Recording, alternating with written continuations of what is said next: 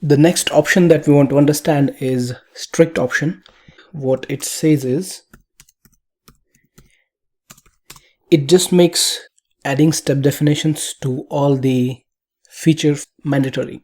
So again, it has got true and false as two values, and when we make strict as true, it means now it is compulsory for us to add step definitions for all the scenarios in all the feature files. Let's just say we do not have any strict option, or let's say if it is false, then when we execute this file, just look at the JUnit output. JUnit output is all pass. The overall execution is being treated as it is passed. But when we say strict as true, and when we execute this runner again, now just take a look at JUnit output for the particular feature. Hey guys, if you like these videos, you may also like my fully fledged courses on Java, Selenium and Cucumber BDD. Links are given in the description, so do check out.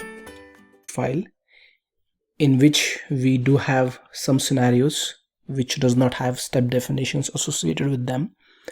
It is calling them as fail, in this case advanced search.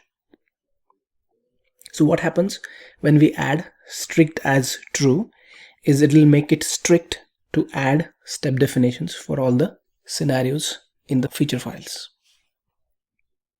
Does it make any change if we make it to false? No, doesn't matter. Dry run is true or false.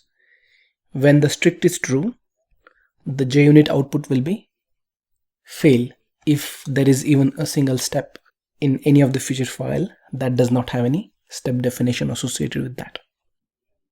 Okay, as simple as that. Strict has impact only on the JUnit output in terms of the generation of snippet and execution of scenario with dry run or not dry run. That will be same. Strict does not change anything of that.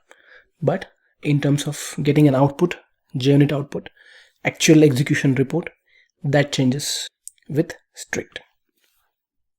So in short, strict makes it compulsory to add step definitions for all the steps in all the feature files.